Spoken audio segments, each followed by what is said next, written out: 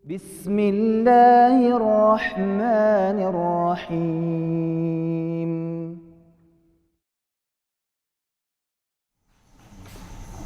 Bismillahirrahmanirrahim. Assalamualaikum warahmatullahi wabarakatuh. Waalaikumsalam warahmatullahi wabarakatuh. Innal hamdalillah nahmaduhu wa nasta'inuhu wa nastaghfiruh wa na'udzu billahi min shururi anfusina wa sayyiati a'malina. Man yahdihillahu fala mudhillalah wa man yudlil fala hadiyalah. Asyhadu an la ilaha illallah wahdahu la syarikalah wa asyhadu anna Muhammadan abduhu wa rasuluh. Allahumma salli wa sallim ala nabiyyina Muhammadin wa ala alihi wa ashabihi wa man tabi'ahum bi ihsanin ila yaumiddin. Amma ba'du. Para ayah yang dirahmati Allah Subhanahu wa taala, alhamdulillah di kesempatan malam yang berbahagia ini kita bisa kembali berkumpul bersama.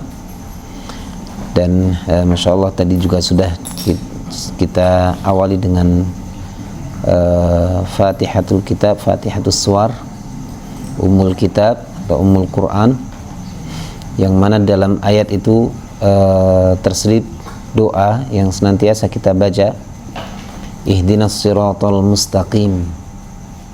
Ihdinas siratal mustaqim, yang mana as-sirat al-mustaqim Allah Subhanahu wa taala jelaskan di dalam surat An-Nisa, walahadainahum siratam mustaqima, dan sungguh kami akan berikan petunjuk orang-orang itu ke dalam siratal mustaqima, jalan yang lurus. Siapa itu? Wa may yuti'illaha war rasula fa ulaika ma'al ladzina an'ama Allahu 'alaihim minan nabiyyina was-siddiqina wasyuhada'i was-shalihin wa hasuna ulaika rafiqa. Yaitu orang yang mentaati Allah dan Rasulnya maka akan diberikan kenikmatan,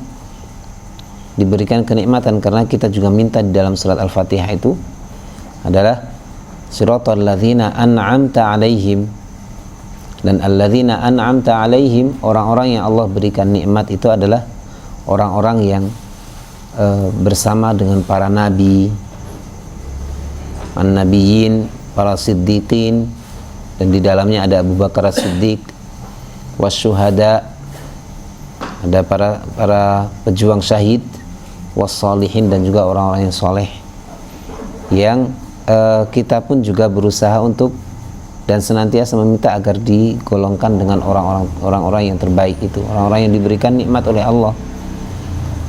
Terlebih lagi mereka yang sudah berhasil dalam diri dan juga keluarganya, dan kita berusaha untuk mengikuti jejak orang-orang terbaik itu. Dengan diantara kita adalah dengan kita belajar bagaimana seharusnya kita menjadi orang tua, bagaimana menjadi orang tua, agar juga salah satunya kita menjadi termasuk orang-orang yang Allah berikan nikmat itu, yang selalu kita minta dalam setiap bacaan sholat kita. Para ayah yang dirahmati Allah Subhanahu wa taala, ini sampai jam berapa, Pak? 1 jam dari sekarang. Masya Allah. Seperti kayak uang kaget ini kan. Uang kaget 1 jam dari sekarang ini. Masya Allah. Baik, Masya Allah. Harusnya mulai jam 7 ya, Pak. Masya Allah.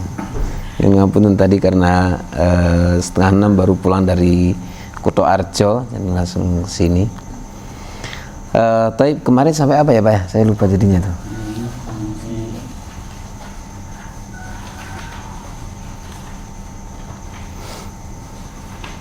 Jepang mau gitu. Jepang. Belajar dari Oh, sudah lebih.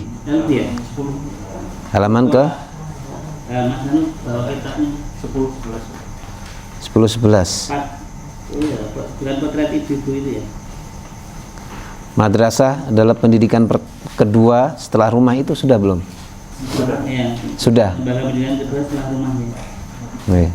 Tentang ada sekolah negeri, itu sudah juga? Sudah.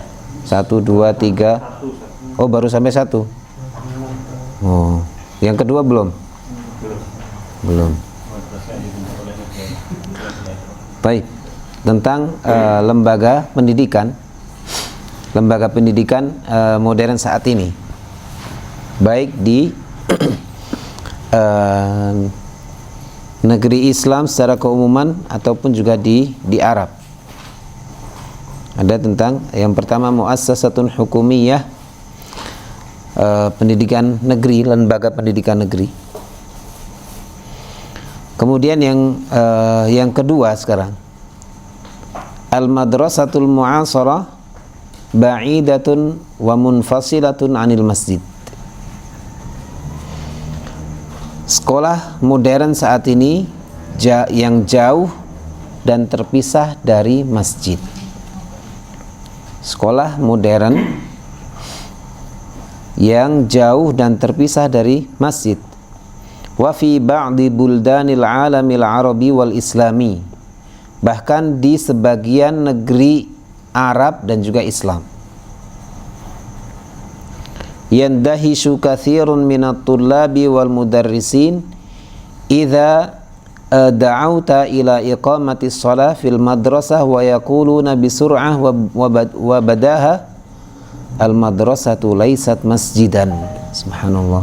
Bahkan yang mengherankan adalah ketika banyak dari para murid di sekolah yang modern, yang dikatakan modern itu, dari murid bahkan sampai ke al-mudarrisin, para guru, ketika diajak untuk menunaikan sholat, spontan langsung mengatakan al-madrasatu laysat masjidan, sekolah itu bukan masjid. Dan ketika kita melihat di sekolahan modern itu pasti jauh dari masjid. Padahal sebelumnya kita bahas bahwa awal pendidikan itu mulainya dari masjid. Awal pendidikan itu mulainya dari masjid. Bahkan kalau kita kita baca di dalam sebuah kitab tentang properti itu, ada kitab properti ternyata Pak dalam Islam itu, mau properti syariah itu ya ada kitabnya, ternyata ada kitabnya. Saya lupa kitabnya itu apa, kayaknya ada di HP saya waktu itu, karena pernah ketika dulu di Jakarta itu ada beberapa OTS yang memang fokus di properti, ngajak bareng-bareng untuk buat bisnis properti syariah gitu. Masya Allah, luar biasa nih properti syariah. Kemudian sowan ke Ustadz Budi, bagaimana untuk menjalankan properti syariah ini gitu. Kemudian ketika ditanya-tanya ya biasanya nggak jauh-jauh, cuma dari kadang cara pembayaran, paling kan kayak gitu-gitu kan. Properti syariah sekarang ini ada yang lebih dari itu Pak, kira-kira Pak? Mungkin di sini ada ya konsepnya, konsep syariah yang diusung itu apa biasanya Pak? Pembiayaan. Ya itu sudah baik, tapi itu baru hal kecil dari syariah. Belum mengatur tata ruang. Konsep rumahnya itu seperti apa? Cara yang pertama kali dibangun itu apa? Itu kan nggak diatur. Yang penting cara konsep pembiayaannya sesuai syariah. Ya alhamdulillah, ya kan? Tapi kalau mau pengen buka properti syariah ya nggak usah tanggung-tanggung kan gitu. Langsung secara keseluruhan, termasuk konsep gimana cara membangunnya, kan gitu. Itu juga harus diperhatikan dengan baik. Jangan sampai menzolimi satu orang itu menzolimi tetangganya, kan nggak boleh kan? Masa buka jendela juga susah, atau nggak ada akses untuk ini, susah, zalim terhadap tetangga, tidak boleh. Nah itu salah satu konsepnya adalah ketika membangun itu yang pertama kali dibangun adalah masjid. Dan rumah itu yang mengelilingi masjid. Kalau sekarang masjid di mana Pak? Kalau di properti itu? Wah, subhanallah. Itu syariah atau apa itu jadinya? Ya alhamdulillah sudah ada masjid ya kan? Sudah ada masjid. Tapi kayaknya bukan pakai sin, syariah. Cepat gitu kan. Cepat kelar kan mungkin begitu. Syariah. Tinggal bagaimana mau bacanya, pakai sin atau pakai shin. Nah, kalau syariah alhamdulillah. Tapi kalau syariah yang penting cepat jadi, pojok nggak masalah kan gitu. Syariah. Lah, itu juga harus diperhatikan. Pertama kali yang dibangun adalah masjid ternyata. Masjid, kemudian rumah itu yang mengelilingi masjid. Sehingga orang itu semua datang ke masjid itu sama jaraknya. Ya kalau sekarang kan ya alhamdulillah kalau yang di pojok dekat dengan masjid, tapi jauh dari akses yang lain, ya nggak masalah. Tapi kalau yang di depan mau ke masjid susah, jadi wah alasannya nggak dengar azan gitu. Atau udah jauh gitu, subhanallah. Nah itu kan ternyata yang pertama kali dibangun adalah masjid sebagai sentral semuanya, termasuk juga dari pendidikan. Dan sekarang ini juga banyak sekolahan-sekolahan yang katanya modern itu justru malah ba'idatun wa munfasilatun anil masjid, jauh bahkan terpisah dari masjid. Ketika ditanya masjid di mana, di sana pojok atau di bawah, atau bahkan mungkin nanti di pojok di lantai apa gitu, di basement ya subhanallah, di basement, jadi kecil sekali. Nah, terus mau bagaimana ketika azan berkumandang atau semangat untuk beribadah itu susah. Makanya dikatakan, Dr. Khalid Ahmad Asyadud mengatakan, bahkan dalam penelitian beliau mengatakan ketika diajak untuk sholat, mereka langsung spontan mengatakan al-madrasatu laysat masjidan. Ini sekolah mas gitu, bukan masjid. Ini sekolah, masjid, sekolah. Kalau mau belajar ya berarti di sekolah. Kalau mau beribadah ya di masjid.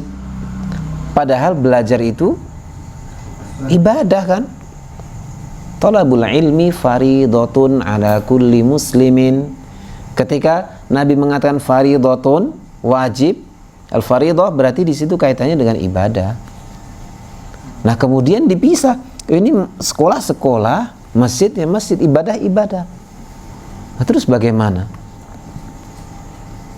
Padahal mengatakan itu adalah sekolahan yang internasional atau sekolahan modern dan lain sebagainya.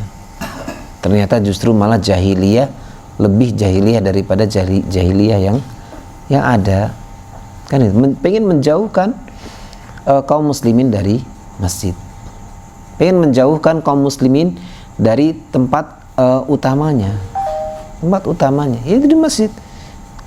Kan kaum muslimin sebenarnya nggak kurang tempat ya. Misalkan ketika sekolah pun nggak ada bangunannya, nggak ada gedungnya, nggak masalah. Di masjid bisa dijadikan sebagai kelas, dijadikan sebagai tempat belajar. Tapi sekolahan sekarang ini modern, sekarang ini sebagian yang mengatakan itu adalah sekolahan modern berusaha ingin menjauhkan, bahkan memisahkan antara sekolah dengan masjid. Ya, kalau sudah jauh dari masjid, jauh dari rahmat, jauh dari malaikat, terus bagaimana mau disebut-sebut sama Allah di antara malaikat yang mulia itu? Kan kita tahu semua bagaimana sabda Nabi ketika majtama'a qaumun fi baitin min buyutillah. Tidaklah ketika satu kaum berkumpul di rumah di antara rumah-rumah Allah, yatluna kitab Allah, mereka membacakan Al-Quran, membaca ayat-ayat Al-Quran, wa yatadarasunahu, kemudian mereka saling bertadarus, mempelajari, mengkaji Al-Quran itu. Padahal ketika seperti illa nazalat alaihimus sakinah, melainkan orang-orang yang berkumpul membaca Al-Quran, bertadarus di rumah-rumah Allah itu, melainkan akan turun illa nazalat alaihimus sakinah, akan turun ketenangan, ya kan? Wa ghasyiyatuhumur rahmah, rahmat akan menyelimuti mereka. wa hafathumul malaikah, dan malaikat akan akan menaungi mereka. Bahkan dalam hadis yang lain, wa innal malaikata la tad'u ajnihataha, para malaikat itu akan meletakkan sayapnya li talibil ilmi, untuk para pencari ilmu, disebabkan karena keridhaan mereka terhadap para pencari ilmu. Dan di hadis yang lain juga ketika as-sayyahin, Allah memiliki as-sayyahin, malaikat-malaikat yang tugasnya itu mencari majelis-majelis ilmu, yang kemudian ketika ada majelis ilmu, maka malaikat itu akan memanggil malaikat yang lain, halum, datang ke sini, ya. Nah, terus bagaimana ketika sekolahan itu dipisah dari masjid? Apa yang akan terjadi? Harusnya muncul ketenangan, tapi justru yang ada nggak ada ketenangan sama sekali di sekolahan itu. Nggak ada ketenangan yang hakiki, ya, ketenangan yang hakiki. Kalau ketenangan hanya di kelas diam, oh itu hal yang biasa. Tapi ketenangan itu kan mencakup bagian as-sakinah. As-sakinah itu kan nyaman, tentram, tenang di dalam sekolahan itu. Meskipun ada berisik tapi nyaman, bisa jadi, ya kan? Karena sakinah, misalkan di dalam rumah tangga apakah tenang gitu kan? Kan kita mengharapnya sakinah mawaddah warahmah, ya kan? Apakah di rumah tuh nyenyet gitu, pada kepriye gitu, kalau wah ini ngopo ini. Ya, la yamutu fiha wa la yahya, paling kadang-kadang gitu repot kan. Ini ada kehidupan enggak di sini gitu kan, ya. Kan repot ini. Kan sakinah, kadang juga ada pertengkaran di dalam rumah tangga itu, tapi tidak mengurangi sakinah dalam rumah tangga, bisa jadi itu. Ya, tapi kalau di kelas di sekolahan yang jauh dari masjid, terus bagaimana? Insyaallah, di bawah aja Pak, khawatir nanti saya minum. Apalagi kuenya banyak begini kan, insyaallah. Kan akan jauh dari sakinah pasti. Sakinah nggak akan ada sakinah itu, sudah pasti. Bagaimana mungkin masjid yang menjadi khairu biqa'il ard, yang menjadi tempat yang terbaik di muka bumi, kemudian dipisah dari sekolahan? Nah, makanya ini hal yang sangat menyedihkan, dan ini terjadi. Antum silahkan lihat di beberapa sekolah terbaik lah, yang dikatakan sekolah terbaik, silahkan dilihat. Coba tanya pertama, mana masjidnya? Oh, adanya musola, subhanallah. Musola udah gitu kecil lagi, subhanallah. Dan terkadang kotor, menunjukkan nggak pernah disinggahi. Dan ini yang terjadi di apa yang diteliti oleh Dr. Khalid Ahmad Syantut ketika itu. Bagaimana dengan sekarang? Yang sudah katanya lebih modern lagi. Itu pasti lebih jauh lagi. Pasti lebih jauh. Wa hadza al-fisamu an-naqdu bainal madrasati wal masjidi min akhtari al-amrad allati khalafaha a'da'ul muslimin fil alamil islami. Yang mana semua itu menjadi min akhtaril amrad, penyakit yang paling berbahaya. Penyakit yang paling berbahaya, yang tentunya itu sudah didesain oleh musuh-musuh Islam. Pasti semua sudah dirancang dengan sedemikian rupa. Tidak mungkin luput dari rancangan musuh-musuh Islam. Semua itu sudah dirancang dengan semulus mungkin. Gimana caranya biar nanti akhirnya benar-benar sekolah itu tidak ada kaitannya dengan ibadah. Dan bahkan beberapa tahun yang lalu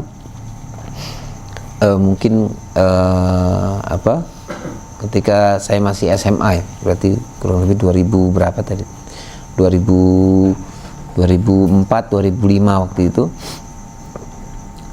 ada seorang guru, beliau yang mengajar sejarah kebudayaan Islam. Bahkan sudah S2 beliau. Justru malah mengatakan, karena saya dulu sekolahnya di Aliyah, Madrasah Aliyah Negeri. Bahkan diwacanakan oleh guru itu bahwa nanti sebaiknya pelajaran agama itu digabung jadi satu. Jadi nggak ada lagi akidah akhlak, nggak ada lagi Quran hadis, nggak ada lagi fikih di aliyah itu. Yang ada ya pendidikan agama Islam, pendidikan agama Islam, dan itu sekali dalam sepekan. Ya udah, nggak usah jadi man saja, udah gitu kan. Jadi aja sekolah SMA lah atau apa gitu, SMEA atau apa, atau apalah.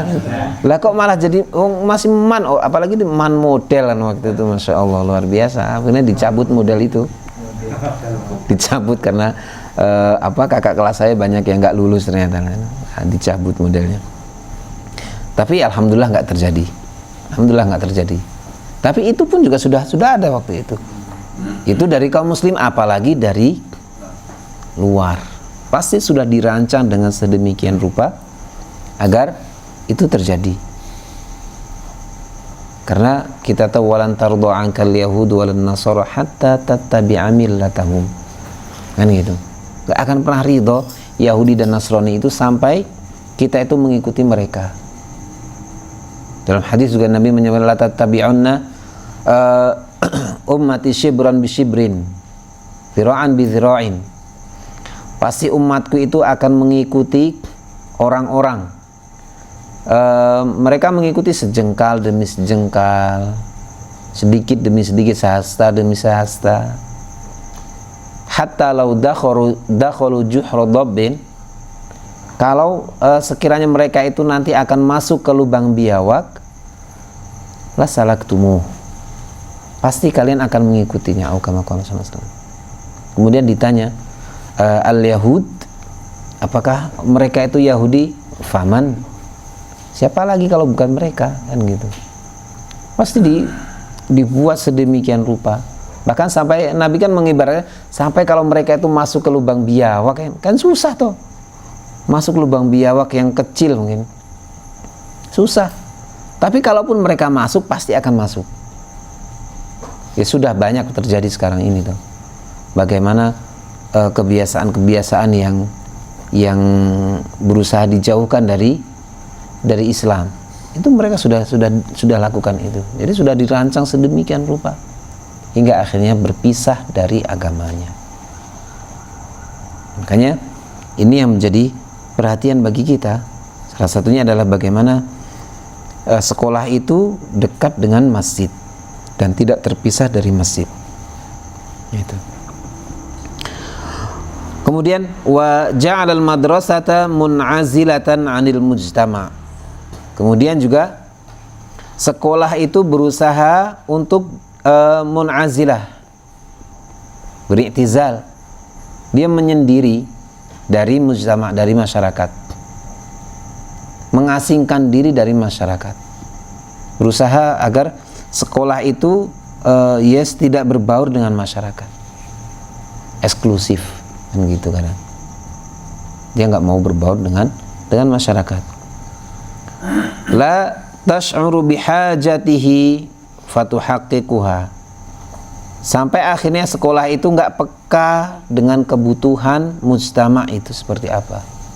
Nggak peka dengan masyarakat, biar nggak peka sama masyarakat. Loh, berarti kan di sini mafhum mukhalafahnya, sekolah itu harus peka dengan masyarakat, harus bisa berbaur dengan masyarakat.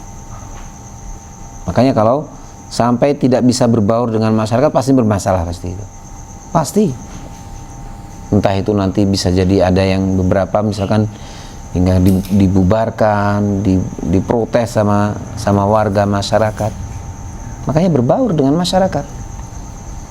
Bukan berarti kita kemudian ikut mereka, tidak.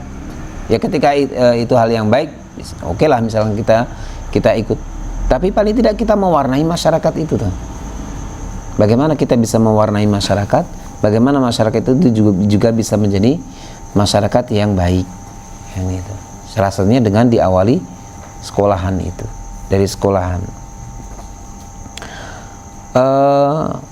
Au akhta'ihi fatas'a litaqwimiha wa ila fatratin qaribatin najidu ahyanan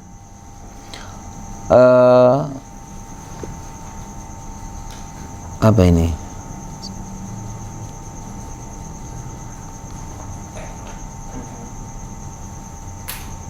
Wuzarataini litarbiyati wa ta'lim kama fil Jazair. Nah, ini apa? Kita akan lewati ini di mana, di Aljazair. Yang itu kita tidak bahas. Tapi tadi bahwa sekolah itu juga harus peka terhadap masyarakat. Au akhta'ihi fatas'a litaqwimiha.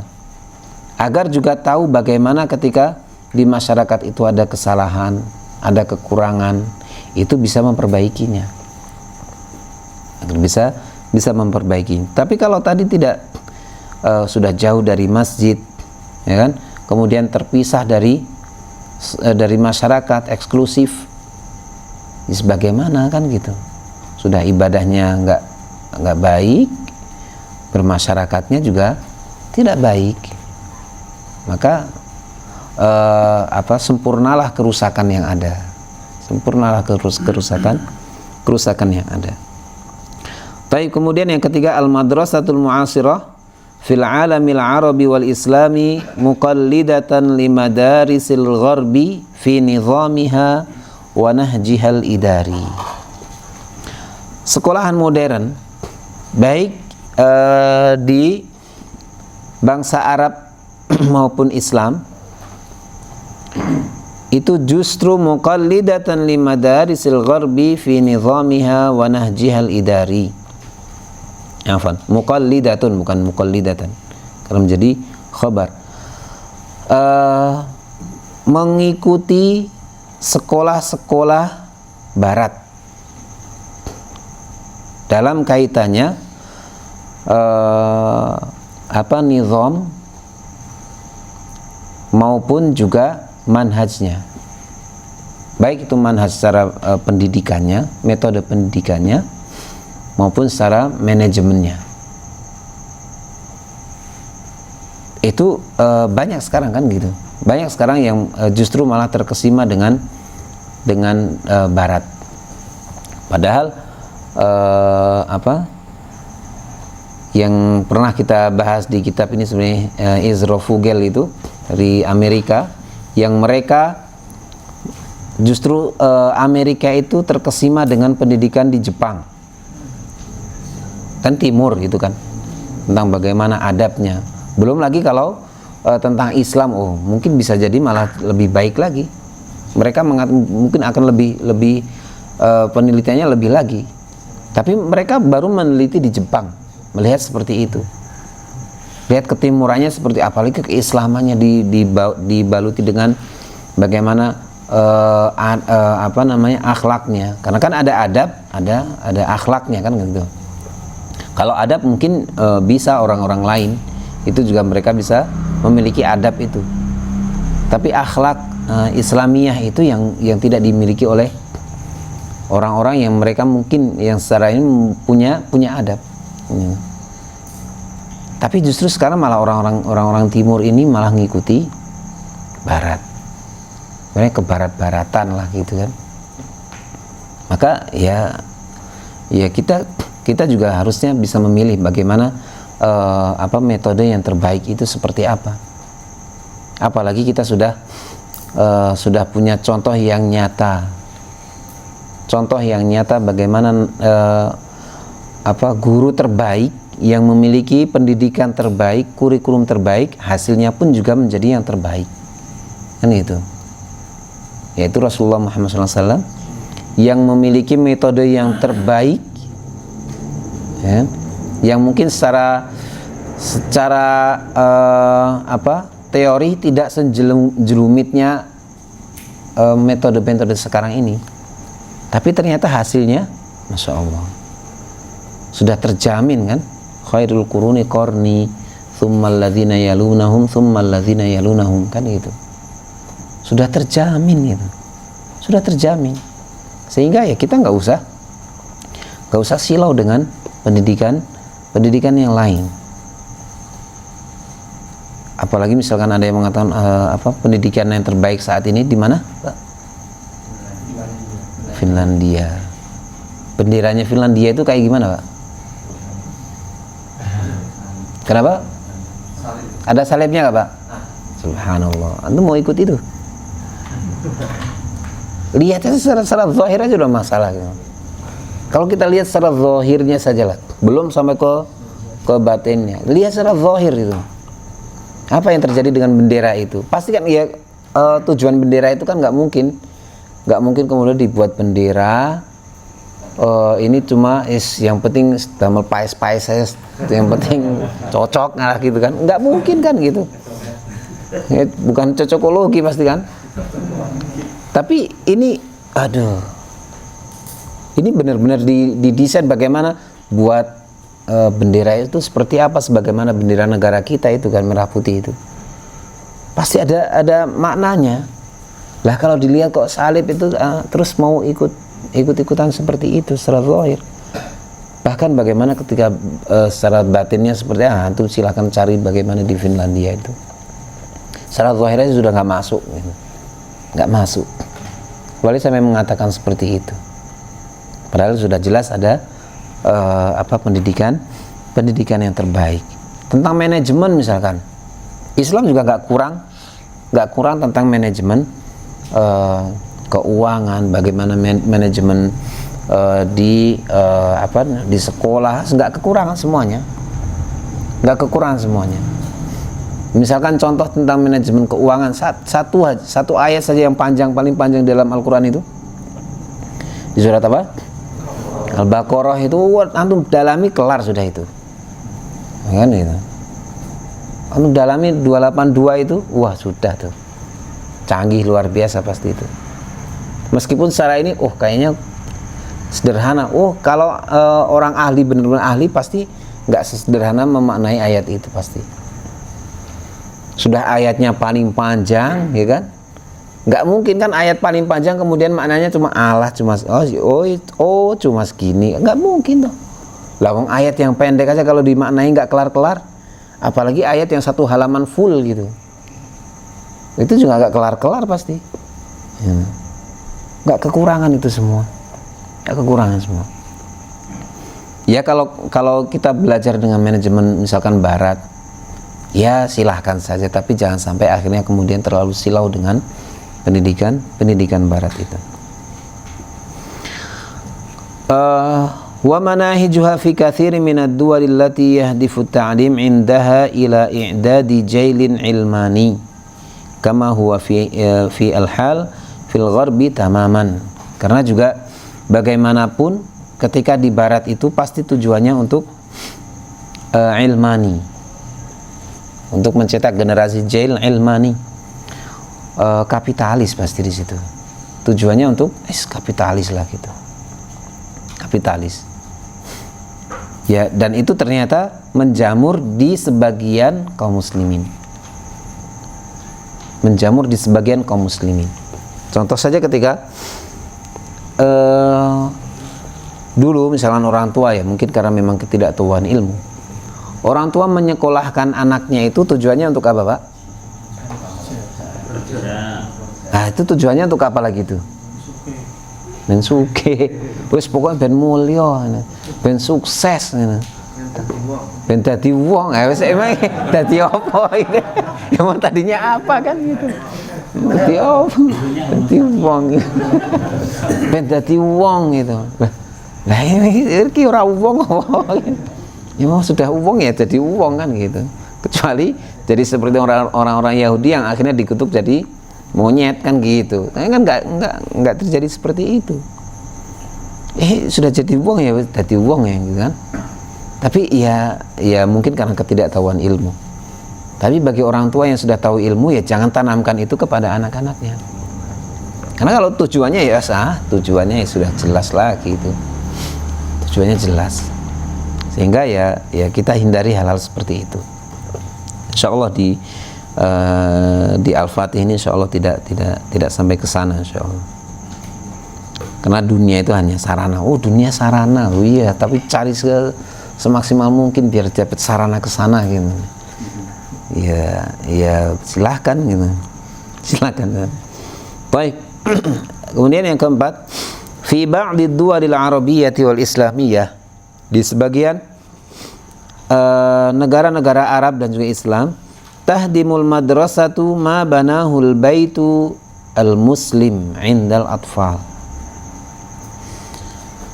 Banyak sekolahan itu yang justru merusak apa yang sudah dibangun oleh rumah muslim terhadap anak-anaknya.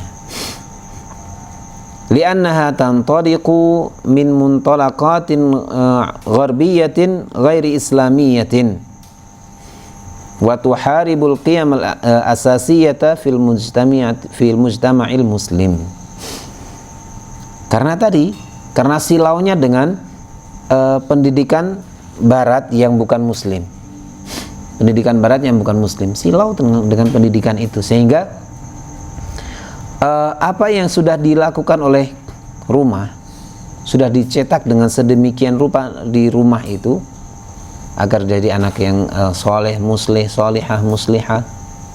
Tapi ketika di sekolah, ya tadi ketika dimasukkan misalkan ke sekolah modern yang jauh dari masjid, apalagi eksklusif terhadap masyarakat, ya sudah dirusak lagi. Nah, orang sedang bangun kan, kita bangun sudah susah payah anak-anak kita, kemudian ternyata di sekolahan dirusak.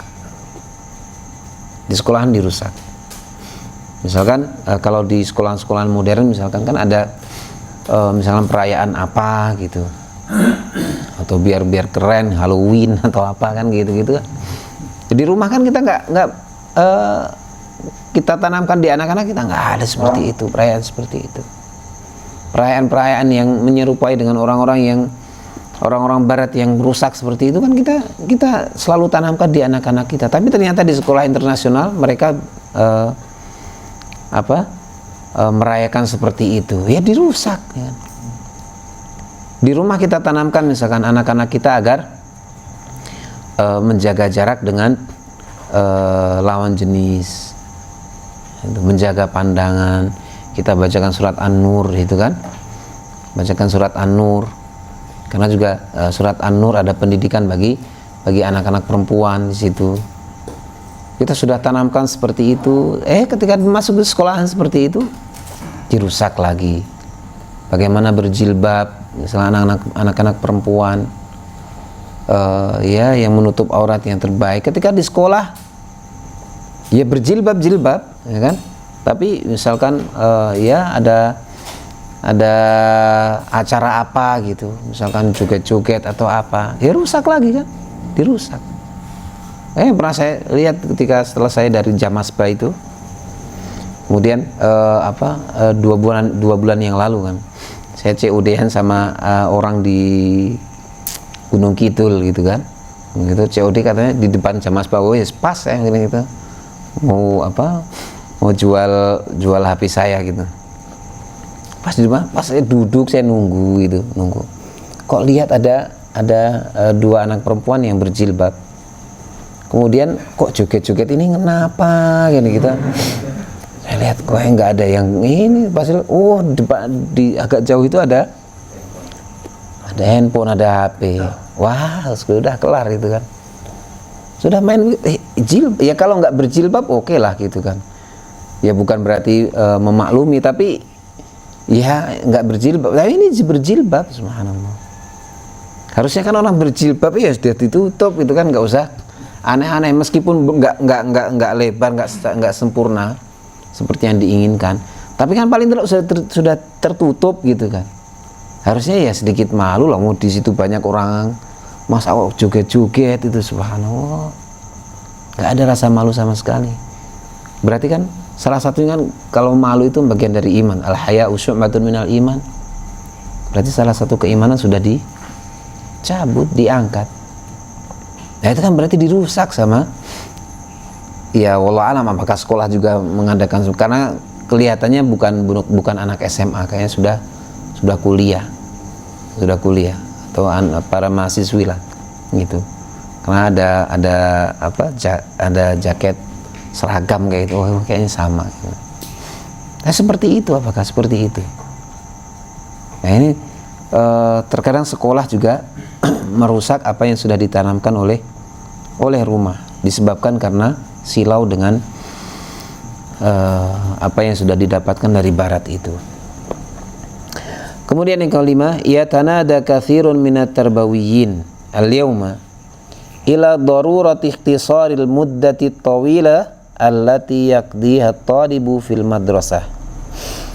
Sekarang banyak sekali, dia mengatakan banyak sekali dari para pendidik itu yang mereka berusaha membuat sebuah konsep tentang ikhtisaril muddah at-tawilah, meringkas pendidikan yang tadinya lama, berusaha diringkas. Wahia ithnata asyrata sanatan fit ta'limil 'am, yaitu selama 12 tahun, atau wajib belajar selama 12 tahun. Kalau di kita wajib belajar itu berapa, Pak? Enggak, kalau di pendidikan kita gitu loh. 14. Hah? Kan ada wajar berapa dulu kan? Wajib belajar 9 tahun, sekarang oh 12, berarti Pak 12. Baik, tentang 12 tahun. Nah, di sini disebutkan wa arba'un 'alal aqal lil jami'ah. Paling tidak 4 tahun paling sedikit di perkuliahan. Ya kan? Wasitun ukhra lid dirasatil 'ulya. Dan 6 tahun berikutnya untuk ad-dirasatul 'ulya, tentang magister dan juga doktoral. Magister dan juga doktoral itu. Sekarang 12 tahun. Oke, wajib belajar 12 tahun. 12 tahun itu mereka dapat apa, Pak? Kira-kira? Hah? Ijazah, ya. Piala, piagam penghargaan, piala. Ditempel kemana-mana gitu kan. Ya, 12 tahun itu harusnya kan sudah menjadi orang terbaik tuh. Bagaimana kalau kita melihat Ibnu Abbas usia kurang lebih 22 tahun sudah menjadi hakim. Nah, kalau kita 22 tahun itu baru apa, Pak? Lulus kuliah. Senang-senang itulah. Ya Allah, masa kecil kurang bahagia ini berarti, karena bahaya ini berarti. Masa kecil kurang bahagia itu. Berarti subhanallah, belum berakal, berarti masih baru balik, belum akil balik, belum berakal. Lu 22 tahun loh. Ibnu Abbas sudah menjadi hakim, orang terpenting kan berarti jadi hakim. Muhammad Al-Fatih di usia berapa? Ya kurang lebih 20-an itu, 21 tahun sudah menjadi pemimpin yang luar biasa. Orang-orang terbaik mereka masih muda, berarti kan nikah ya sudah kelar masalah itu toh. Kalau sekarang 22 tahun itu baru dapat apa itu? Lawang kadang mau ngelamar pekerjaan juga masih diantar sama orang tuanya. Lah itu, dan itu terjadi loh. Ya mungkin pernah saya sampaikan ketika di Kutab ada laki, kalau perempuan nggak masalah, ini laki-laki kok. Pertama ya sekotar dulu kok saya tanya itu, yang pertama itu kesini sama siapa? Itu sama ayah. Loh, pulang pulang. Loh, pulang sama ayah, silakan kerja sama ayah saja. Loh, ngapain sama ayahnya? Mau iya, karena ketika itu membuka lowongan guru kan, gimana dia mau kerja gitu namanya. Lah kok minta diantar sama ayahnya, itu nggak berani apa gitu, nggak berani datang sendirian ke situ. Loh, gimana mau ngelamar anak orang kan, ngelamar pekerjaan begitu. lamar anak orang gimana, se-RT bisa masuk ini semua ini. Soalnya nggak ada. Terus mau bagaimana? Apakah mental pemimpin seperti itu jadinya? Gitu. 22 tahun baru mungkin dapat seperti itu.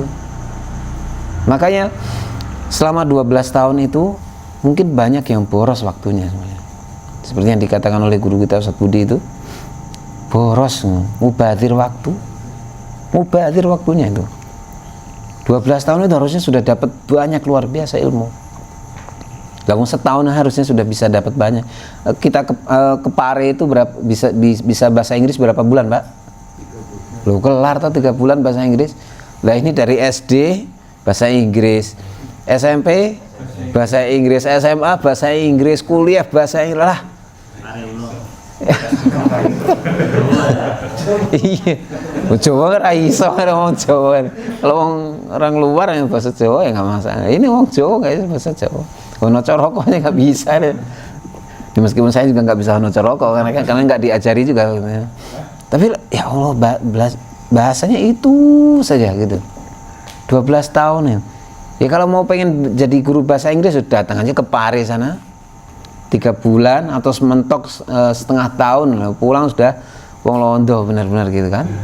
Nggak usah sampai bertahun-tahun itu. Itu udah kelar. Ternyata bisa gitu. Dan beberapa anak-anak kita yang di Kutab itu ketika mereka mau lulus kemudian mereka ngambil ijazah kesetaraan itu, mereka cuma belajar berapa bulan, ya alhamdulillah hasilnya baik gitu. Hasilnya baik, mereka sudah berusaha dan ternyata nilainya juga tidak jauh dari apa yang sudah dipelajari oleh anak-anak SD pada umumnya. Bahkan yang lebih sangat membahagiakan adalah ketika di ujian kesetaraan itu kan dikasih tahu sama pengawasnya, oh jawabannya ini, anak itu justru nangis malahan. Pulang justru malah nangis, nggak mau dikasih bocoran kayak gitu. Kalau orang lain kan mungkin kelar dapat bocoran, kelar pasti lulus. Ini justru anak itu nangis ketika pulang itu. Kita tanya, loh kenapa? Kita kan diajari jujur gitu. Kita diajari jujur. Masa di sana kita disuruh nyontek? Bahkan yang ngasih adalah pengawasnya. Itu kan pelajaran berharga. Mungkin yang 6 tahun belajar belum tentu bisa seperti itu. Belum tentu bisa seperti itu.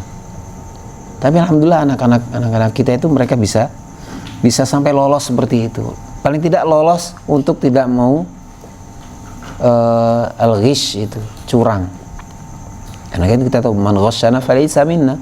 Siapa yang curang bukan termasuk dari golongan kami, kata Nabi sallallahu alaihi wasallam. Jadi kalau tadi 12 tahun belajar. Kemudian S1 4 tahun. S1 4 tahun. Sudah berapa itu, Pak? 16. S2 berapa tahun, Pak? Berapa di sini? 2 tahun. Kalau di Saudi biasanya 4 tahun biasanya. Di Saudi S2 itu biasanya 4 tahun atau di di Timur Tengah itu 4 tahun paling tidak. Magister itu 4 tahun. Doktorat juga 4 tahun. Kalau di sini kan 2 tahun. S2, S3 berapa, Pak? Ini ada khilaf ini. Berapa secara umum berapa ini? Karena saya juga belum belajar itu semua. 4 tahun. Berarti berapa itu, Pak, sudah? 12, 4, 2 tambah 4 berapa? 22. Jadi seorang itu akan bisa mencapai gelar doktor ketika dia sudah belajar berapa? 22 tahun. Padahal awal belajar berapa? Masuk 7 tahun tambah 7 berapa? Berarti 29 paling tidak kan, 29 jadi doktor paling tidak. Paling tidak. Itu termuda biasanya tuh. Kalau dokter biasanya berapa usianya? Nah, tapi juga di sini coba idza lam yarsub, kalau enggak rosib. Kalau enggak gagal kan, kadang gagal toh, kuliah kadang nggak naik karena kayak biasa gitu, kadang molor-molor sampai berapa tahun, tapi paling cepat kan usia sudah 29 30-an tahun. Kalau dokter harus selama itu mereka harus belajar, selama itu mereka harus belajar. Padahal kalau para ulama kita kan mereka subhanallah begitu sangat cepat sekali di usia muda itu mereka sudah menjadi orang-orang terbaik. Orang-orang terbaik. Ya tadi Ibnu Abbas itu loh. Jadi hakim. Imam Syafi'i menjadi qadhi di usia 15 tahun. 15 tahun sekarang baru bisa apa itu? Main layangan. Terus masih imbas-imbas begitu. Aduh. 15 tahun sudah duduk bersama orang-orang yang terpenting di situ. Iya. Karena ilmu yang ya begitu luar biasa. Meskipun singkat tapi padat gitu. Sekarang terlalu panjang tapi kosong. Gitu. Kosong. Makanya sayang sekali ketika waktu-waktu yang begitu panjang itu hanya mendapatkan sedikit. Hanya mendapatkan sedikit. Kemudian walam tuakhirhu jalsatul kulliyah wa majlisul jami'ah athna'a dirasatihi al-'ulya ay anna talib yatakharraju wa umruhu yaktaribu min ats-tsalatsin aw nisfu umrihi aw ma yazidu 'anil nisf. Tadi bahwa usianya ketika selesai di doktor itu ya kurang lebih usianya 30 tahun atau setengah dari jatah usianya kan gitu. Ya 60-an tahun toh. Nah itu. Wa yara haula'il murabbuna annahu yumkinu daqtatul barnamis wa ikhtisar hadhihi sanawat kama anna adada ayyamid dirasatil fi'liyah qalilun jiddan wa yatarawahu fil 'alamil 'arabi baina 170 ila 175 yawman dirasiyan. Sehingga mereka juga berusaha meringkas panjangnya waktu itu, tahun-tahunan itu. Karena kama anna adada ayyamid dirasatil fi'liyah qalil jiddan, sebagaimana jumlah waktu KBM itu sangat ringkas. Wa yatarawahu fil 'alamil 'arabi, kurang lebih ada yang punya tisu?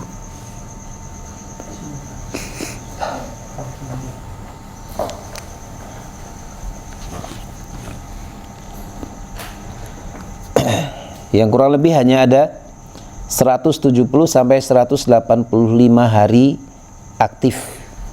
Itu. Kurang lebih hanya 170 sampai 185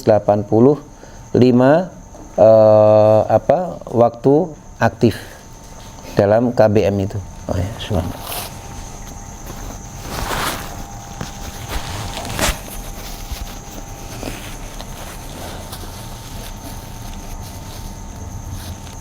Itu pun juga ba'da hadfil 'utal al-usbu'iyyah wal a'yad wa muntasafil 'ami wal 'utla as-saifiyah. Setelah dipotong dalam setahun itu dipotong tentang hari-hari libur pekanan, ya kan? Kemudian hari raya, belum lagi kalau di Timur Tengah ada Utlah Saifiyah, libur musim panas itu biasanya kalau kita di Libya itu juga dapat itu, masya Allah, meskipun di Indonesia nggak ada musim panas, tapi libur 3 bulan. Masya Allah. Dan uang saku tetap ngalir, kan enak kan gitu, enak sekali tuh. Jadi 3 bulan nggak belajar, kita pulang tapi tetap masih dapat uang saku. Enak banget itu Pak, enak banget. Jadi begitu sangat ringkas hari itu. Dalam setahun itu cuma aktifnya kurang lebih 170 sampai 185 hari itu aktif. Padahal dalam 1 tahun berapa? 360-an tahun, 60-an hari. Tinggal segitu tuh. Tinggal segitu. itu pun juga nggak tahu yang dipelajari seperti apa, kan gitu. Yang dipelajari seperti apa. Makanya ya waktu yang sangat ringkas, sudah waktunya terbuang seperti itu, dan yang didapatkan ya wallahu a'lam. Wa yumkinu ziyadatu hadhihi al-ayyam litasila ila 200 ila 220 yawman fil 'am 'indama nuridu ikhtisar sanawat ad-dirasah, atau mungkin bisa sampai 200-an hari. Kama annal manahij mukarraratun wa ghairu lazimatin fi katsirin min at-takhassusat. Dan ini pun juga sering terjadi bahwa ya borosnya waktu itu. Borosnya waktu yang ya sudah sangat ringkas, ditambah lagi apa yang didapatkan juga kurang. Makanya bersyukur ketika kita masuk di pesantren, anak-anak kita masuk di madrasah itu, masya Allah, hari-harinya itu begitu sangat luar biasa. Kalau mungkin antum merasakan bagaimana yang saya ketahui ketika di MAF waktu itu masya Allah, tiap hari itu belajarnya itu kayaknya, waduh, beratnya luar biasa itu. Pagi belajar dari pagi setoran Al-Quran, ya kan, hafalan Quran.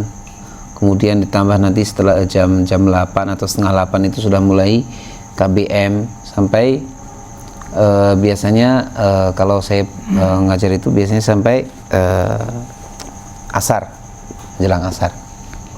Karena jam 4 biasanya kan, setengah 4 atau jam 4 belajar KBM itu tiap hari. Nanti sore setoran murojaah, misalkan murojaah yang disetorkan tadi pagi, nanti malam mungkin ada mutolaah masing-masing.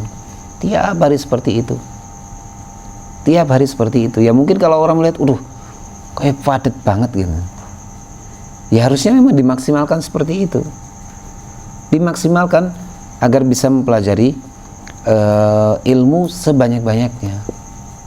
Bukan malah sudah waktunya, misalkan di sekolah umum sudah waktunya sangat ringkas, ya, banyak liburnya, kemudian yang dipelajari ya wallahu a'lam, kan hanya mengulang. Makanya kemarin itu saya ke Klaten, ketemu dengan guru saya. Beliau ketika di Libya, masya Allah, semangatnya luar biasa, semangatnya sangat luar biasa. Bahkan masuk 3 besar terus dari awal sampai akhir itu 7 tahun itu 3 besar terus. Ketika selesai dari Libya, kemudian ngambil S2 di sini. Kemudian beliau mengatakan, saya ketika ngambil S2 ini kok nggak semangat seperti halnya ketika di Libya ya. Loh, kenapa Ustaz?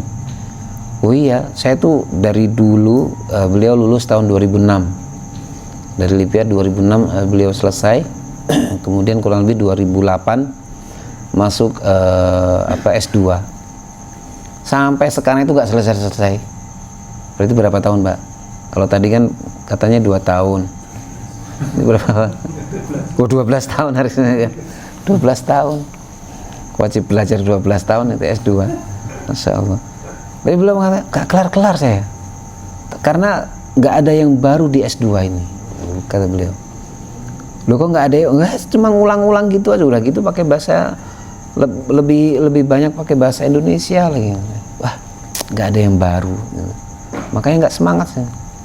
Saya sudah buat tesisnya udah kelar, tapi nggak mau saya ujikan, udah kelar.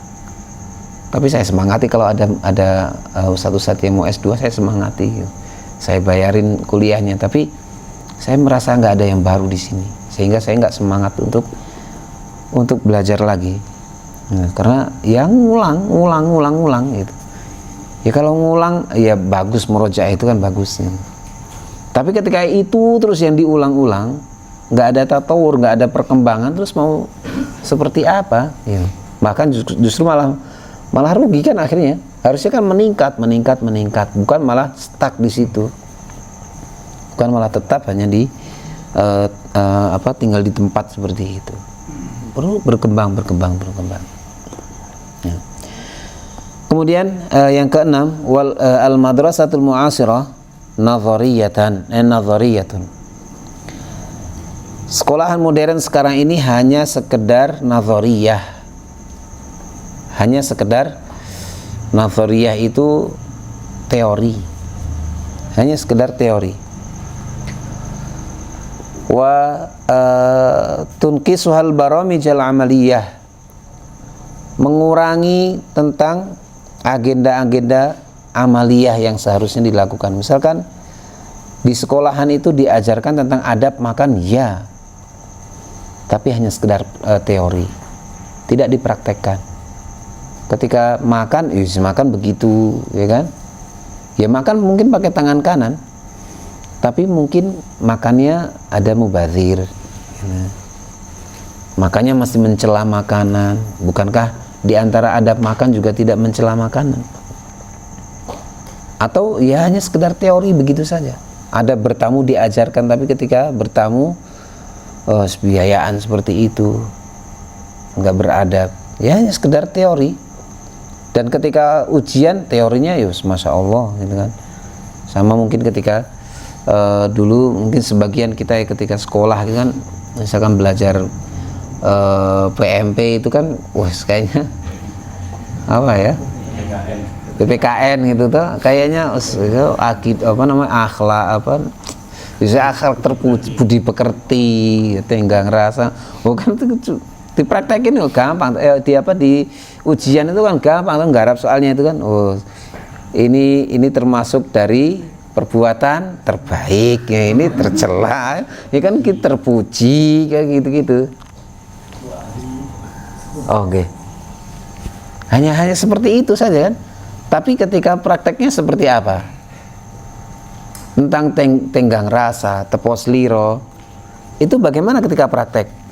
Ya, nggak ada kan kadang. Bagaimana ketika dengan tetangga? Seperti itu. Tapi ketika teori, wah masya Allah PPKN itu siapa yang nggak nilainya jelek, nggak ada tuh. Pasti PKB semua, minimal 9 lah gitu kan. Loh, iya, kalau sampai kurang dari 7 itu wah keterlaluan itu, berarti akhlaknya itu luar biasa itu. Akhlaknya teorinya itu jelek banget ya. Budi pekertinya pasti itu nggak ada gitu, nggak ada. Akhlaknya PPKN nggak usah belajar itu bisa. Mau tes itu nggak usah baca buku, kelar paling sudah terbayang, Allah nanti paling begini. Kita menolong sesama termasuk dari ya itu kan paling terpuji. Itu kan membuang sampah sembarangan termasuk dari perbuatan tercela, kan udah gitu. Selesai gitu. Sudah silang indah kelar itu. Kelar 5 menit pasti sudah. Karena hanya sekedar teori. Iya, ini hanya sekedar teori. Padahal dalam agama ini bukan hanya sekedar teori. Kalau hanya sekedar teori canggih, misal teorinya itu luar biasa, maka bisa jadi orang itu adalah orang yang terlaknat. Bukankah orang-orang Yahudi punya teori yang begitu luar biasa banyak? Artinya mereka punya ilmu yang segudang luar biasa. Bahkan mereka tahu tentang Nabi Muhammad, Nabi terakhir itu sama seperti halnya dia tahu seperti anak-anaknya mereka sendiri. Alladzina atainahumul kitaba ya'rifunahu kama ya'rifuna abna'ahum. Mereka lebih kenal dengan Nabi Muhammad dibandingkan terkadang dengan anaknya sendiri. Tapi justru malah tidak mau mentaatinya. Mereka mengetahui tentang ilmu tapi tidak mau mengamalkan ilmunya. Punya teori tapi tidak mau mengamalkan, maka al-maghdub alaihim. Atau malah sebaliknya, nggak punya teorinya tapi mengamalkan, ya kelar sudah. Ya orang tersesat udah gitu kan.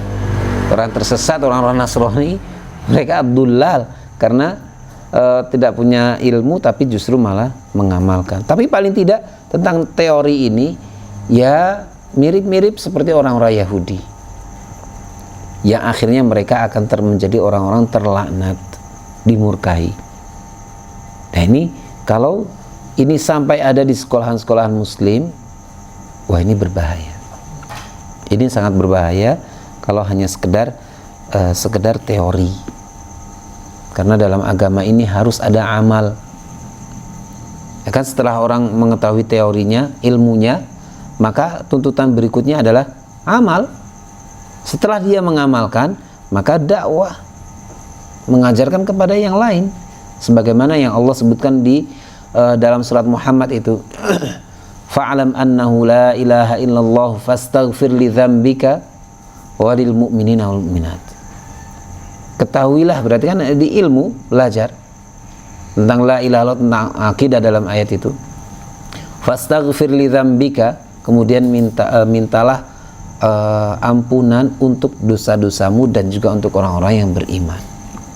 Ada tuntutan setelah berilmu itu adalah amal, kemudian dakwah. Kita ajarkan kepada orang lain agar ilmu kita menjadi ilmu yang bermanfaat, insyaallah taala. Insyaallah nanti kita lanjutkan di pembahasan berikutnya tentang al-baitu wal madrasatu dan juga al-hadanatu war raudhah, yaitu di akhir muqaddimah ini, masih di muqaddimahnya Dr. Khalid Ahmad Asy-Syantut itu. Tapi insyaallah di kitab ini kita nggak bahas semuanya, hanya beberapa yang mungkin akan kita ambil di dalam kitab ini. Karena yang lainnya hanya bukan hanya sebenarnya, yang lainnya tentang apa yang sudah dilakukan di kitab ini, sehingga seperti yang di awal kita sampaikan bahwa di dalam sekolah dan juga rumah itu harus ada as-thiqatul mutabadilah wa ta'awunul banna, kan dua hal itu kan. As-thiqah al-mutabadilah, saling percaya ya. Kemudian at-ta'awunul banna, saling saling membantu untuk membangun pendidikan untuk anak-anak kita. Insyaallah nanti kita lanjutkan di kesempatan yang akan datang, dan waktunya sudah habis Pak nggih. Insyaallah sudah. Insyaallah ini yang bisa saya sampaikan. Wallahu a'lam bishawab. Sallallahu ala nabiyina Muhammadin wa ala alihi washabihi wasallam. Alhamdulillahirabbil alamin. Assalamualaikum warahmatullahi wabarakatuh. Monggo sinten? Oke. Ya, Sadhar. Nggih. Jadi saya jadi teringat beberapa waktu yang lalu sempat berdiskusi dengan Ustaz Budi. Nggih. Itu subuh-subuh itu. Masya Jadi ketika itu Ustaz Budi menyampaikan saya baru saja ketemu dengan salah satu santri dari madrasah yang baru saja lulus dan sore nanti ya pada waktu itu akan berangkat ke Perancis untuk melanjutkan studi ke pendidikan kedokteran gitu. Terus Ustaz Budi justru terheran-heran nih, kenapa kok ngambilnya justru di Prancis dan di Prancis gitu kan, itu kan pakai bahasa Prancis gitu. Malah justru anaknya, kok bisa kamu bahasa Prancis gitu kan. Nah itu terus kemudian anak itu menjawab ternyata karena saya terbayang-bayang sama bahasa Arab gitu. Jadi beliau anak ini santri ini sangat cepat untuk memahami bahasa Prancis gitu. Dan di saat itu pula juga Ustaz Budi menyampaikan justru santri-santri kita ini harusnya seperti ini. Jadi jangan hanya nanti lulusannya ngikutin seperti saya gitu bahasa Ustaz Budi, jadi syar'i gitu. Jadi justru malah terbaran ke mana-mana gitu ya. Nah, pertanyaannya begini, seberapa besar peran dari bahasa Arab itu sehingga untuk mempelajari bahasa lain itu sangat mudah, apalagi tadi sampaikan bahasa Inggris kita belajarnya dari SD sampai SMA nggak selesai kan gitu kan. Ini bagaimana nih, seberapa korelasinya cepat ya untuk belajar bahasa Prancis, hanya 3 bulan katanya. Baik. Bismillah. Tentang bahasa Arab itu makanya dikatakan bahwa bahasa Arab itu ummul lughat, induknya semua bahasa. Induknya semua bahasa itu bahasa Arab. Makanya memang bahasa Arab itu kalau kita mempelajarinya memang seperti halnya yang dikatakan oleh Syekh Utsaimin bahwa mempelajari bahasa Arab itu awalnya memang susah. Antum kalau misalkan baru awal mempelajari bahasa Arab itu pokoknya waduh mumet gitu. Ya antum bisa lihat bagaimana orang yang belajar bahasa Arab itu ketika misalkan di kelas bahasa Arab yang pertama kali datang awal-awal itu pasti wah, tapi berapa hari berikutnya kemajuan kan, seleksi alam biasanya kan gitu. Seleksi alam sudah mulai waduh maafkan saya terlalu absen sih, lama-lama wah sudah kelar karena saking pusingnya. Ketinggal sekali itu kelar sudah Pak, ketinggal sekali itu wah pasti berikutnya mumet itu. Oh apalagi ketinggal beberapa kali, wah sudah nggak ada gambaran sudah. Lawong yang rutin hadir aja gambarannya karena masih ruwet gitu, apalagi udah terputus, wah sudah itu. Wah ini cacing bundet kira-kira. Mending mancing itu ya. Dapat water banyak gitu kecil-kecil. Ya itu karena memang bahasa Arab begitu luar biasa, apalagi bahasa Arab yang menjadi tadi induk dari semua bahasa, kemudian bahasa Arab yang menjadi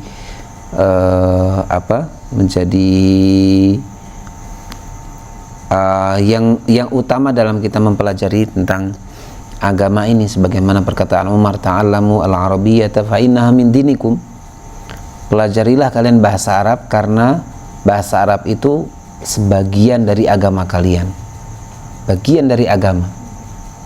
Dan saya mencoba ketika belajar dulu, belajar bahasa Arab itu dari yang formal dari MTS sampai Lipia sampai sekarang itu masih belajar. Wah kayaknya perlu ini banyak yang harus dipelajari. Tapi ketika saya dulu coba belajar bahasa Jepang, karena waktu SMA saya ngambil jurusan bahasa Jepang, setahun itu kayaknya bisa loh, kayaknya setahun itu bisa loh. Nah, itu belajar di sekolahan, apalagi kalau kursus gitu kan, kursus mungkin lebih cepat lagi. Belajar setahun itu saya bisa ngomong bahasa Jepang, sekarang nggak bisa. Kalau udah bisa mungkin saya udah kerja di Jepang kali kira-kira. Cuma arigatou gozaimasu itu kayaknya mudah gitu. Itu ternyata mudah.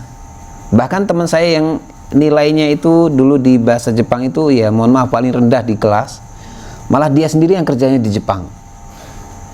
Karena setelah itu kursus 1 bulan atau 2 bulan, kemudian bisa ke sana dan tulisannya itu selalu pakai Jepang dan kanji lagi. Wah ini kanji bagaimana ini? Ternyata mudah gitu. Ternyata sangat mudah. Dan bahasa yang lain saya yakin mudah. Meskipun mungkin kayak Prancis itu kan kayaknya susah ya. Yes, nggak tahu bagaimana itu. Tapi insya Allah bisa kok. Insya Allah sangat mudah. Karena memang bahasa Arab, karena tadi yang dikatakan bahwa ya bahasa Arab saja bisa cepat itu untuk mempelajarinya, apalagi bahasa yang lain. Karena tadi bahasa Arab ummul lughat, induknya semua bahasa, sehingga bahasa yang lain itu hanya mengikuti saja.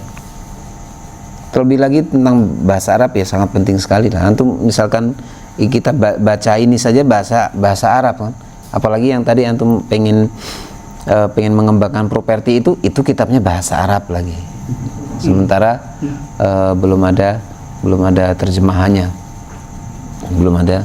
Kitabnya itu kitab Al-Hiton namanya, kitab Al-Hiton. Al-Hiton itu kan jamak dari Al-Ha'id. Ha'id itu kan tembok. Al-Hiton itu tembok, tentang tembok. Ini membahas tentang properti. Nah, properti itu bahasa Arab, masya Allah. Nah, itu kalau dipelajari kan masya Allah luar biasa. Insya Allah menjadi ahli ini properti nanti, developer yang syariah insya Allah. Gitu. Jadi tentang kemudahan begitu sangat mudah insya Allah untuk mempelajari bahasa yang lain karena memang sudah mempelajari bahasa Arab. Karena bahasa Arab itu memang di awal rumit, Tapi kata Syekh Utsaimin, awwaluha sha'bah wa akhiruha sahlah. Awalnya itu susah, tapi akhirnya itu mudah. akhirnya mudah.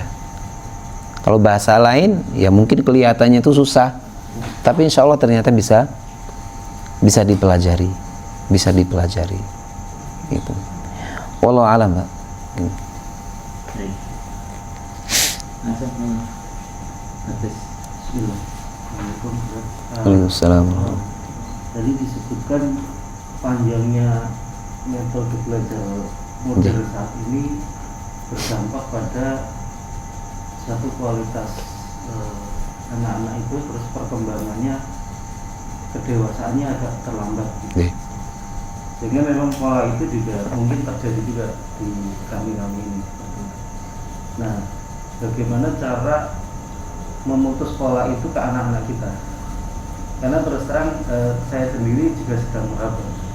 Ini nanti di umur berapa seharusnya anak saya diperlakukan dewasa? Masya Allah. Nah, pola-pola seperti itu yang saya ilmunya belum ada. Masya Allah.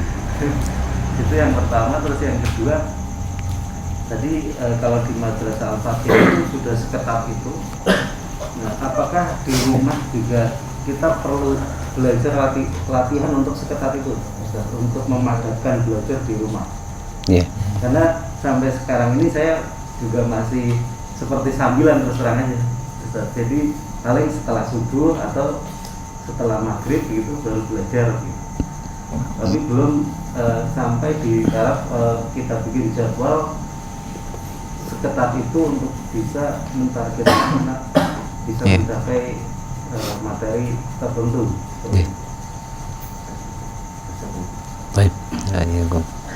Ya, tentang waktu yang begitu sangat luar biasa yang harusnya kita manfaatkan itu. Ya, kalau kita menempatkan anak, ya memang ada tahapannya nanti, Pak. Ada tahapan, kalau dalam tahapan pendidikan itu nanti ada di fase-fase itu kan, ada fase hadonah, fase di awal ada fase rodoah, susuan, kemudian hadonah, pengawasan di usia balita itu, kemudian nanti ada fase tamyiz usia 7 sampai menjelang balik, kemudian di fase balik itu usia balik dan di situ masing-masing ada tahap, ada metode pendidikannya memang di situ. Misalnya bagaimana mengajarkan anak untuk ibadah, mengenal Allah, tentang akidahnya itu juga disampaikan. Dan ketika kita menganggap bahwa anak itu sesuai seperti halnya misalkan menyamakan dengan orang-orang dewasa, yaitu ketika misalnya memang sudah balik. Kalau dalam konsep pendidikan Islam itu, ketika anak itu sudah balik maka dia sudah dewasa, ya kan? Dia balik berarti kan dia sudah mukallaf, dia sudah mendapatkan beban syariat, berarti sama kedudukannya dengan orang dewasa. Dia wajib sholat sebagaimana kita wajib sholat. Dia sudah memiliki beban sebagaimana kita memiliki beban, meskipun memang tahapannya mungkin berbeda. Ya kan, nggak anak wah dia sudah dewasa harus kerja kono nak. Ya enggak begitu juga. Tapi secara beban syariat dia sudah sama. Dan kita pun juga sudah mulai memposisikan bahwa anak itu sudah dewasa. Cuma kalau dia sudah balik, sudah dewasa, lah kok masih diposisikan sebagai seperti hanya bocah, oh berarti kan masih ada masalah di pendidikan. Ada masalah di pendidikan. Misalkan contoh kecil saja yang kadang sering kita dapati di sebagian keluarga muslim itu. Misalkan anak-anak di usia masih kecil gitu kan, dilepas kemana-mana, terus nak saya kono dolanan gitu. Sebelum usia balik, dolan main kan. Ketika sudah balik, dia mau main keluar, ya kan? Jangan, berbahaya nanti di luar. Gitu. Enggak, kamu di rumah saja. Gitu. Loh, wah ini gimana gitu?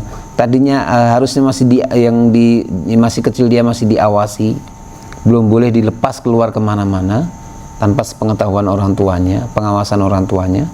Giliran ketika balik yang harusnya dia sudah keluar kemana-mana, malah digendol-gendoli terus gitu kan. Dia harusnya sudah bisa mencari sesuatu ilmu yang baru misalnya, silahkan, karena dia sudah kedudukannya seperti halnya dewasa. tentunya ketika kita bisa mengokohkan dari awal, insya Allah itu akan bisa berjalan dengan baik. Tapi kalau dari awal pendidikannya itu masih bermasalah, ya pasti akan bermasalah terus. Sehingga ya orang tua harus terus belajar bagaimana agar di usia anak-anak itu benar-benar usianya itu bukan usia mubadzir. Yes, karena kita sudah jadi alumni lah gitulah. Sudah alumni, ya sudahlah, kita harus mengakui toh. Kita harus mengakui, kita harus akui sajalah, kita belajar panjang itu sejauh mana yang manfaat yang apakah sepanjang itu manfaatnya. Dan itu. Karena Masya Allah ketika awal-awal saya di Kutab, ketika saya masuk ke Konuni itu, kemudian anak mentadaburi tentang isti'adzah dan basmalah, dan ternyata isti'adzah dan basmalah itu baru saya dapatkan di Lipia di semester 5 kalau tidak salah, semester 5. Kemudian itu diajarkan di Konuni 1. Lah kan saya jadi ngenes loh, ya Allah, ini apa salah metodenya yang diajarkan di Lipia, atau saya memang ketinggalan zaman ini? Ya kan gitu, saya mikirnya, anak ini nyantol nggak ya gitu. Karena kan sudah misalkan tentang basmalah, anak-anak di Konuni 1 itu sudah belajar tentang khilaf antara para ulama. Nah kita khilaf antara kita kan. Belum kelar. Ini khilaf antara para ulama gitu kan. Bagaimana ketika di situ ada tentang basmalah, ada 4 khilaf antara para ulama tentang hukum basmalah dalam Al-Fatihah itu seperti apa. Itu dibahas oleh anak-anak kita. Dibahas di anak-anak Konuni, anak usia 8 tahun itu dibahas kayak gitu. Kan mungkin kalau orang awam sekarang, wah ketinggian bahas kayak gitu, tambah-tambahan tambah apa. Ya akhirnya jadi anak tambah-tambahan begitu saja. Tambah, nggak boleh khilaf. Anak itu belum lengkap ya, tambah. Itu sudah membahas tentang khilaf antara para ulama tentang basmalah. Itu kan pusing sih deh. Oh, siap-siap nanti ketika BPU ini antum belajar lagi itu. Khilaf antara ulama tentang basmalah, hukum basmalah. Itu dibahas dan dihafal oleh anak-anak. Loh, saya di semester 5 di Lipia bahas surat At-Taubah itu, kemudian bahas isti'adzah itu. Wah kan saya bilang ke kepala Kutab, ini saya baru dapat ini loh. Baru dapat di semester 5, ini anak diajarkan seperti ini. Oh berarti memang ya salah saya itu. Salah saya karena belajarnya ketinggalan anak sudah belajar seperti itu. Nah kita kan berarti harus memposisikan dong. Kita orang tua ya gimana caranya ya kita belajar terus. Karena kita sudah jadi alumni, sudah jadi korban metode pendidikan yang panjang seperti itu. Kebanyakan PPKN itu hanya sampai sekarang jadi PPKM itu. PPKM. Tapi teori saja itu loh. Teori itu ya akhirnya jadilah seperti yang tadi, dan itu jangan sampai terjadi di anak-anak kita. Dan itu ya insya Allah sedang ditahapi di Kutab ini. Di Kutab ini sedang berusaha ditahapi, dan memang begitu berat lah. Ya ibaratnya kalau antum melihat di anak-anak Kutab awal 1 sekarang gimana pembahasannya Pak? Antum ketika usia atau usia berapa antum mempelajari hal itu? Bahkan mungkin ada sebenarnya baru sekarang ini gitu kan. Bisa jadi ada seperti itu. Loh itu anak kita loh, usia 6 tahun loh. 5-6 tahun mempelajari tentang modul alam. Ya kan? Modul alam, bahas tentang malam itu seperti apa, fungsi malam kan kita fungsi malam ya. Alas bengi ya turu aneh. Tapi kan anak bengi turu tapi ada waja'alnal laila libasa. Loh kan gitu. Tentang bagaimana kejahatan malam. Wa min syarri ghasiqin idza waqab, dibahas ada ayatnya loh. Loh kita kapan belajar seperti itu? Di usia berapa kita belajar itu? Kita ronda. Kenapa? Ronda gitu. Ronda. Malam ronda, terus ada yang gaple, ada yang ini. Subhanallah. Loh anak belajar kayak gitu loh. Lah kita sudah gede ini gimana wahas ya? Ya berarti kita harus lebih dari itu. Karena kita sudah Allah berikan akal itu, ya kita harus lebih belajar lagi, giat gitu kan. Yes, kalau perlu yes siang malam kita harus belajar, yes kalau perlu itu. Gitu. Ya, dan kita berusaha mengkondisikan bagaimana ketika di rumah itu juga kondusif, yang itu bisa menjaga suhu anak-anak. Gitu. Suhu anak-anak biar bisa terjaga, keilmuan mereka juga bisa terjaga. Nah, jangan sampai suhunya itu tidak kita jaga. Karena kalau suhu itu kita tidak jaga, ya sudah kelar. Apa yang sudah diajarkan misalkan oleh guru-guru dari anak-anak kita di Kutab misalkan, ya kita jaga di rumah, jangan dirusak, gitu. Jangan dirusak. Kalau itu dirusak, ya sudah kelar. Makanya ada at-ta'awunul banna tadi, saling membantu antara sekolah dengan rumah, itu tujuannya untuk menjaga suhu itu. Masuk di rumah ya kita usahakan buat jadwal ya mungkin meskipun masih minimal, ya yang memang kita bisa lakukan kita lakukan, gitu. Meskipun tanpa harus langsung kemudian berubah semuanya, ya nggak, bertahap sesuai dengan anak. Anak juga butuh bermain, ya. Anak butuh istirahat, jangan kemudian diforsir anak itu kemudian langsung belajar full gitu. Pagi setoran, ya kan? Nanti habis itu mandi, makan, berangkat ke Kutab nanti setoran lagi, ya kan? Istirahat cuma setengah jam, belajar iman, pulang sampai rumah belajar lagi. Wah, kelar, meledak itu namanya. Jeblok otaknya nanti, ya kan? Anak seperti itu. Ada atau sebagian orang tua seperti itu. Pulang dari Kutab sampai rumah les, ya kan? Ada kan seperti itu? Masukin ke bimbingan belajar ini dan itu sebenarnya. Sore ngaji di masjid, ya. Malam murojaah di rumah. Besok gitu lagi. Nanti hari Sabtu les apa gitu. Les balet, repot lagi. Les, waduh, kelar itu sini. Iya, les balet, apalagi anaknya laki-laki. Wah, itu les balet nih. Full seperti itu. Ya berbahaya. Kondisikan dengan sebaik dan berikan haknya. Wa a'ti kulla haqqin haqqah. Kan gitu kata Nabi. Berikan setiap hak itu kepada yang berhak gitu. Setiap orang punya hak. Anak-anak butuh main, ya anak-anak mereka bermain. Berikan hak mereka bermain. Berikan hak mereka untuk istirahat tetap, tapi semua itu berusaha untuk disiplin sesuai dengan aturan. Dibuat waktunya ini. Nanti lama-lama akan teratur.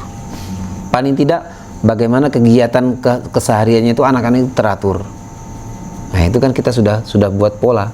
Nanti ketika mereka masuk ke madrasah misalkan, mereka sudah terpola dengan baik. Dengan pola yang ada di madrasah atau di pondok misalkan, dibuat pola, mereka sudah biasa, bahkan mungkin akan lebih lagi. Bahkan ada salah satu teman di pondok dulu, Masya Allah begitu luar biasa.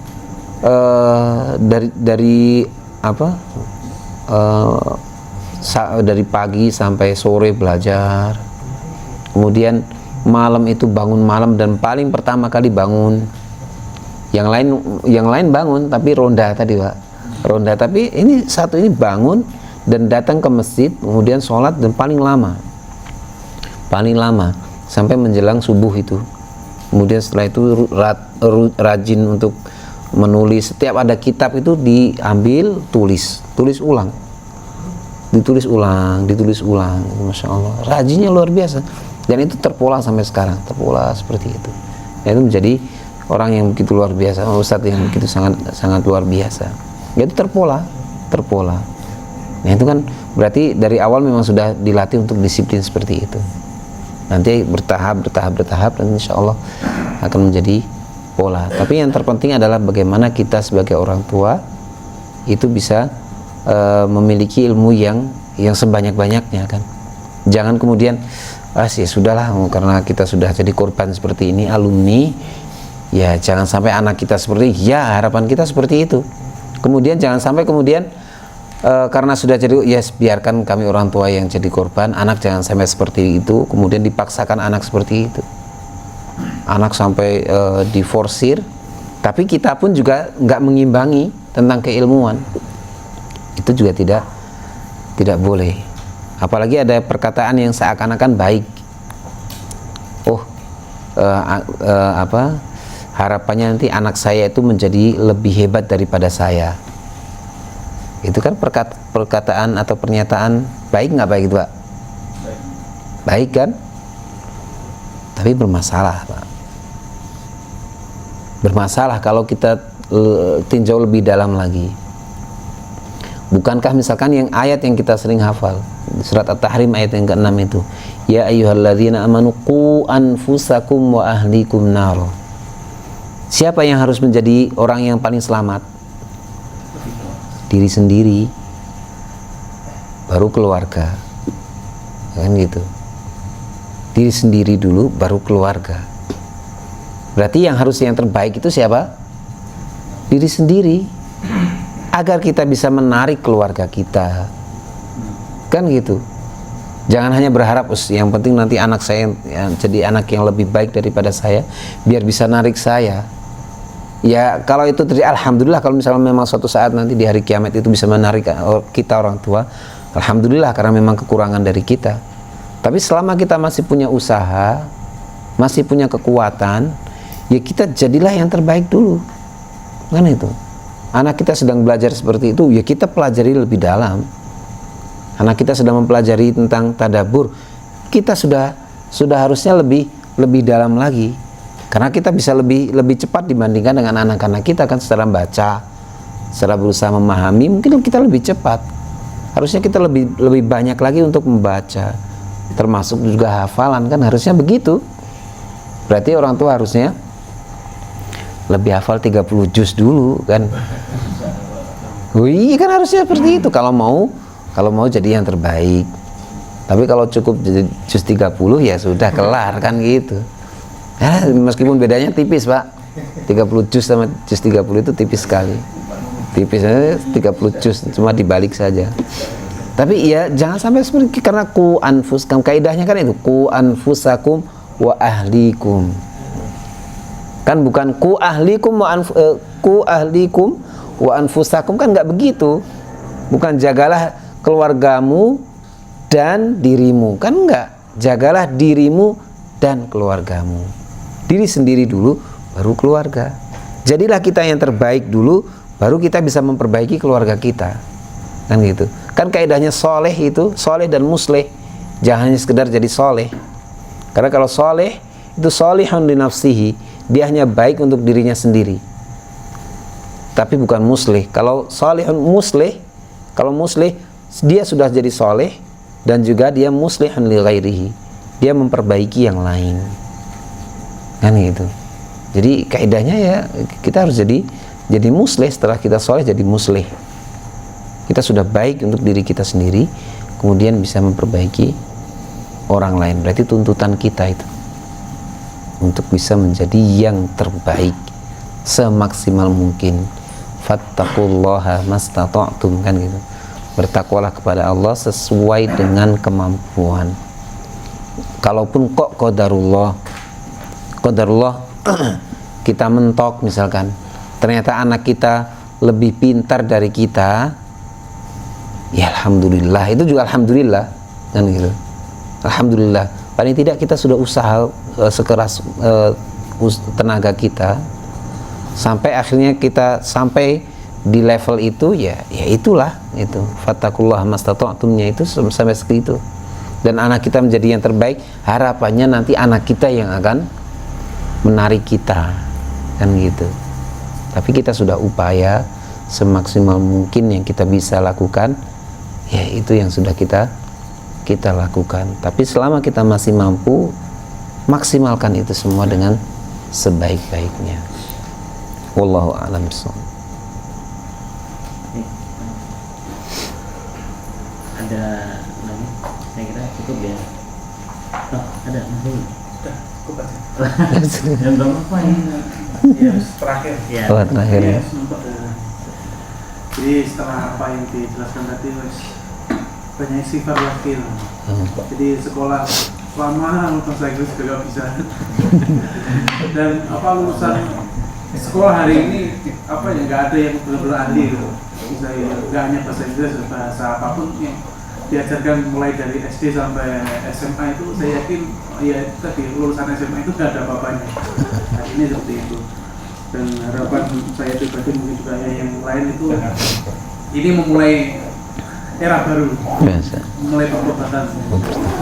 Nah, jadi yang menjadi ganjalan di saya sebenarnya sama kayak pas di kajian OTS kemarin. Jadi kalau kita melihat waktu sehari kita, entah itu di sekolah ataupun di tempat di mana kita beraktivitas itu kayaknya nggak matching dengan kondisi waktu adzan.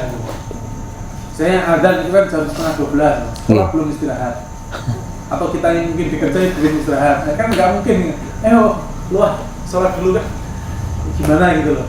Nah, itu yang pertama, bagaimana yang bisa kita lakukan, karena kita juga bukan orang yang bisa mengubah keadaan dengan merubah kebijakan.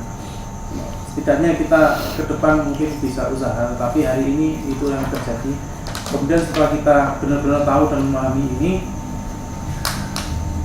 ke permasalahan yang kedua, bahwa ini kita kan antara pengetahuan yang kita miliki dengan apa yang harusnya kita lakukan, kadang masih perlu trik ataupun tips bagaimana menjalankan di dalam kehidupan kita sehari-hari, karena pendidikan tadi harus berdekatan dengan masyarakat. Jadi kita tahu di masjid kita ini sudah kadung lah, tidak sesuai syar'i pemukiman penduduknya. Nah, juga di masjid itu kadang juga masih ada yang dikunci kalau tidak waktu sholat. Sedangkan kita mau merubah keadaan itu masih belum jadi takmir masjid. Nah, tapi kita sudah mulai menyadari hal ini. Nah, apa yang bisa kita lakukan untuk memulai pendidikan di masjid ini? Karena sesungguhnya ya itu tadi, masjid bukan hanya tempat sholat, tetapi tempat beribadah. Beribadah itu banyak ternyata ya. Nah, ini memulai mungkin dari diri kita sendiri kan juga, ketika sudah tahu kita harus berdakwah. Nah, mungkin memulai dakwah dari sana. Jadi ada dua hal yang ingin mungkin saya sampaikan atau saya tanyakan. Gitu, Ustaz. Iya. Insyaallah. Apa yang bisa dilakukan yang di awal? Ketika apa yang memang kita bisa lakukan, maka segerakan. Misalkan kayak tadi tentang azan misalkan. Ketika kita memang bisa misalkan contoh di awal sebelum akhirnya masuk ke kebijakan misalkan, ketika kita bisa izin untuk misalkan mau sholat dulu, kita mulai dari diri kita misalkan ketika di salah satu instansi sudah waktunya azan ya kita mulai dari diri kita, mau izin mau sholat dulu karena sudah azan meskipun masih waktunya, kan boleh, kecuali kalau ketika masih dalam waktu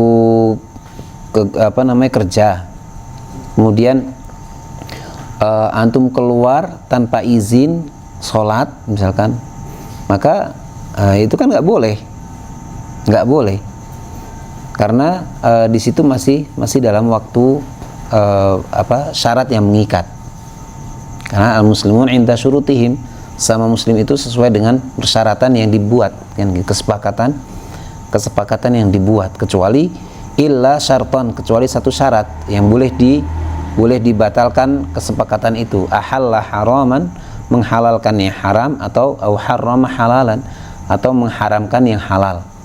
Nah itu, maka tidak diperbolehkan seperti itu.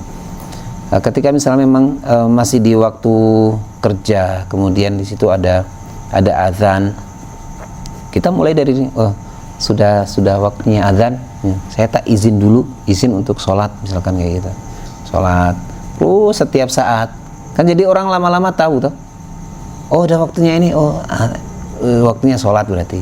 Bahkan mungkin kadang-kadang kan, udah jam segini nih nggak sholat nih, berarti udah mulai tahu. Nanti mungkin bisa ngajak, bisa sekali ngajak, sudah waktunya ini mungkin kita sholat bareng yuk, jamaah kan lebih utama, kan gitu, mungkin seperti itu. Terus lama-lama sampai akhirnya misalkan memang sudah memiliki posisi yang bisa membuat kebijakan, maka dibuatlah kebijakan yang baik gitu, yang bisa mengantarkan kepada kebaikan seorang dalam agamanya. Nah, itu. Tapi ya diawali memang dari ketika kita memang bisa mengawali dari diri kita, awali dari diri kita. Gitu. Kemudian baru nanti bisa ke yang lain. Gitu. Karena tadi fattaqullaha mastata'tum, sesuai dengan kemampuan kita. Kalau kita baru mampu untuk diri kita, maka ya itu dulu. Kemudian ketika sudah bisa, ke yang lain terus seperti itu. Termasuk juga tentang ketika di masjid misalkan, ketika di masjid ya memang sesuai dengan takmir kan gitu. Kalau kita belum jadi takmir ya bagaimana kan gitu. Ya paling tidak kita juga memberikan pandangan, memberikan usul. Dan kan nggak ya gimana, kita bukan takmir kemudian kita langsung buat kegiatan, ya berbahaya di situ. Kan justru malah membahayakan. Ya yang bisa kita lakukan misalkan bilang ke takmirnya, sowan kan gitu, bawa gula teh misalkan atau apa. Ya menyenangkan hati. Kan kalau kita bertamu kan adabnya gitu toh. Adabnya bahwa sesuatu yang bisa diberikan kepada yang punya rumah, sahibul bait gitu. Kan hal yang baik. Jangan hanya sekedar ikramud duyuf, memuliakan tamu ya. Kita sudah memuliakan yang punya tuan rumahnya, udah memuliakan belum ya. Harapannya kita bertamu dimuliakan, nggak tahu gimana ada bertamu kan gitu. Nah itu pertama, kita sowan dengan baik, kita ajak diskusi, ngobrol, ya kan. Kita berikan apa yang memang kita bisa masukan yang memang kita bisa berikan. Nah, kalau sudah jadi takmir kan juga pun ketika sudah jadi takmir nggak bisa serta-merta langsung buat wah pokoknya harus begini gitu kan, nggak bisa juga seperti itu. Semua itu ya tadi tentang mujtama, bagaimana kita bersosial dengan masyarakat, dengan orang lain. Tapi semua itu kan pasti diawali dari diri kita sendiri. Ya, jadi memang ya awal dari kita sendiri, apa yang memang kita bisa lakukan. Kemudian nanti dengan bermasyarakat, dan yang harapannya tadi bisa memperbaiki ketika memang ada yang salah gitu di masyarakat kita. Jadi ya memulai dari diri kita baru ke masyarakat yang lain. Wallahu a'lam bishawab.